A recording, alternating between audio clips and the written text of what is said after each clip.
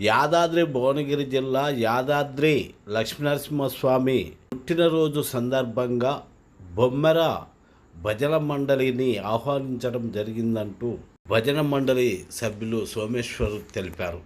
ఈ సందర్భంగా భజన మండలి కళాకారులతోటి కలిసి అక్కడికి వచ్చిన భక్తజనం పాటలు పాడుతూ వంతలు పాడుతూ తమ హావభావాలను వ్యక్తం చేస్తూ దేవుడికి కృతజ్ఞతలు తెలిపారని మాట్లాడుతున్నారు సోమేశ్వర్.